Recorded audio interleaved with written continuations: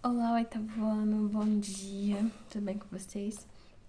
Hoje nós vamos dar continuidade na página 48 e finalizar o livro C2 de Ciências, tá bom?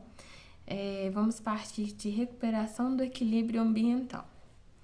As mudanças climáticas atuais representam um dos maiores e mais complexos desafios que a humanidade já enfrentou, pois envolvem aspectos científicos, sociais, econômicos, políticos, morais, ambientais e éticos. Apesar de ser um fenômeno global, essas alterações apresentam efeitos em escalas local e global. Em 2018, por exemplo, 10 desastres naturais potencializados pelas mudanças climáticas causaram impacto direto sobre a vida de pessoas. Mortes, ferimentos, fome, além do deslocamento forçado. Tais desastres também geraram um prejuízo de mais de 330 milhões, impactando significativamente a economia global. Além disso, atividades como pesca e agropecuária são diretamente influenciadas por essas mudanças. Ainda que os efeitos das mudanças climáticas pareçam mais evidentes em regiões costeiras, isoladas ou rurais, eles também ameaçam a infraestrutura e a qualidade de vida em grandes centros urbanos. Em 2003, por exemplo, milhares de pessoas morreram na Europa devido a uma intensa onda de calor. Compreender como atividades humanas contribuem com alterações climáticas é fundamental para combater suas causas. Vimos que a emissão de gases do efeito estufa é a principal responsável pelo aquecimento global. Portanto, as principais atividades humanas que contribuem com essas alterações são combustão de combustíveis fósseis, que emite gases do efeito estufa na atmosfera, desmatamento para a agricultura, que reduz os sistemas capazes de absorver CO2 e o uso de fertilizantes aumenta a emissão de óxidos nitrosos na atmosfera, e pecuária, e produção excessiva de resíduos, seguida de sua destinação inadequada, como aterros sanitários, emitem metano na atmosfera. O gráfico a seguir mostra as emissões de gases no efeito estufa em 2014 por setor econômico. Então, olha só no nosso gráfico, nós vamos ter energia elétrica e sistemas de aquecimento, então 25%. Teremos as outras energias que vão gerar 10%. Em roxo, as indústrias gerando 21%. Em vermelho, transporte gerando 14%. Em verde, a construção civil gerando 6%. E em laranja, agricultura, desmatamento e outros usos da terra gerando 24%. A geração de energia elétrica e de energia térmica, o transporte e a produção industrial são atividades baseadas quase em sua totalidade na queima de combustíveis fósseis. Já a agricultura, o devastamento e os outros usos da terra reduzem a capacidade do planeta de absorver e acumular dióxido de carbono. No Brasil, a emissão de gases do efeito estufa está representada no setor do gráfico a seguir. Então, nós teremos nesse gráfico aqui em verde 24,3% de desmatamento, em laranja 4,6% tratamentos de resíduos, em vermelho 7% de processos industriais, em azul 32,8% no setor econômico e na pecuária 31,3%. No gráfico, as contribuições do setor de transporte são agrupadas com o setor de geração de energia.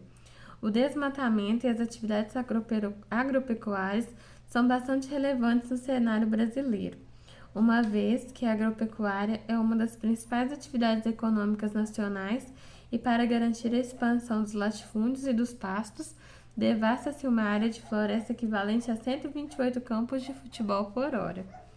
Apesar de compreender como as atividades humanas podem determinar as mudanças climáticas observadas, as emissões de gases do efeito estufa permanecem aumentando.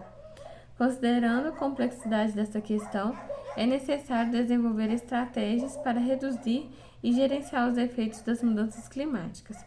Essas estratégias são baseadas em duas frentes complementares: a mitigação, que propõe métodos para reduzir a emissão de gases do efeito estufa e planos para ampliar a quantidade de sequestradores desses gases.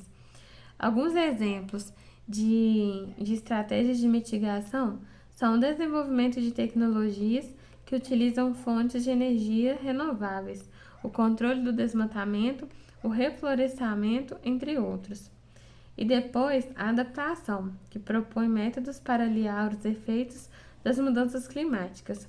Essas estratégias de adaptação podem contemplar a elaboração de planos para gerenciar desastres naturais, para garantir o acesso à água potável em regiões em que se protege a escassez de água, desenvolver projetos de saúde pública para combater a intensificação de doenças contagiosas e associadas às ondas de calor, propor projetos urbanísticos para gerenciar enchentes e entre outros. Lá na página 50 agora. Uma das principais estratégias de mitigação global foi o Protocolo de Quioto, discutido e negociado em 1997 e ratificado em 2005 por 55 países.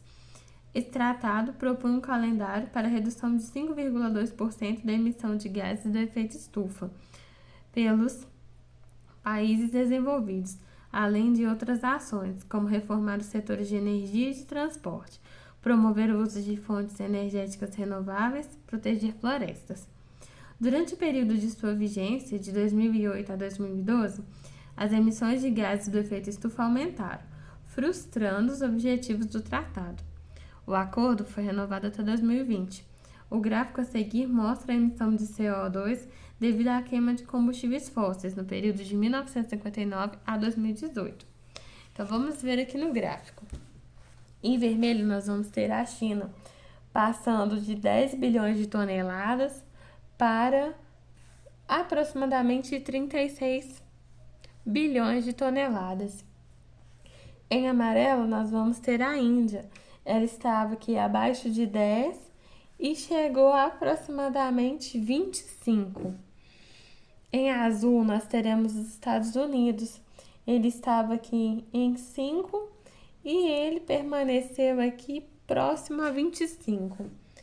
É a União Europeia, em um azul mais escuro, abaixo de 5, permanecendo aí abaixo de 20.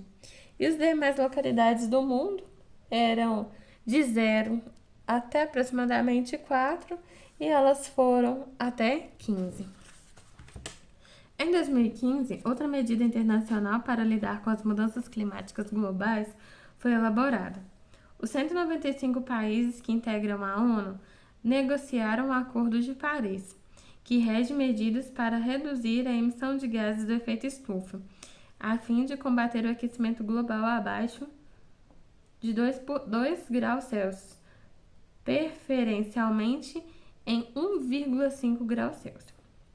Por esse acordo, cada país deve elaborar, implementar e reportar as ações de mitigação do aquecimento global. Apesar de representar um avanço, as metas do acordo e os mecanismos de avaliação dessas metas não parecem ser eficientes, pois a emissão de gases do efeito estufa continua aumentando. O relatório de 2018 do painel intergovernamental de mudanças climáticas mostrou que o aumento da temperatura global em 1,5 graus Celsius já representa consequências preocupantes, e se as tendências mundiais continuarem inalteradas, esse aquecimento será alcançado entre 2030 e 2052. São listadas a seguir algumas das diferentes consequências de um possível aumento de 1,5 e de 2 graus. Número de verões sem gelo no Ártico: 1 em 100 anos e 1 em 10 anos. Redução dos recifes de coral de 70% a 90%. Redução dos pescados, 1,5 milhões de toneladas e 3 milhões de toneladas. Parcelas de espécies de vertebrados extintos, 4% e 8%. Parcela das espécies de plantas extintas, 8% e 16%. Parcela das espécies de insetos extintos, 6% e 18%. Além das consequências listadas, há os efeitos nas populações locais, como redução da disponibilidade de água potável e de alimentos, vulnerabilidade e desastres naturais. Medidas de mitigação e de adaptação, locais e globais, são de grande importância para rever e reduzir os impactos das mudanças climáticas. Assim como governos podem implementar medidas para reduzir os efeitos das alterações climáticas, cidadãos também podem adotar medidas, como utilizar meios de transporte que não são à base da queima de combustíveis fósseis, diminuir o número de viagens de avião, reduzir a produção de resíduos, reduzir ou substituir os alimentos cuja produção está associada a grandes emissões de gases do efeito estufa, como a carne, e reduzir o consumo de roupas e de outros produtos, entre outras ações. Para finalizar o livro, nós vamos fazer a página 51, a parada obrigatória. O finalzinho dela está lá na página 52. E vamos fazer também o para fixar. Então, vai ser a parada obrigatória, este finalzinho. O final dela aqui em cima na 52 e vamos fazer o para fixar, tá bom? Essas atividades deverão ser postadas até terça-feira, dia 28.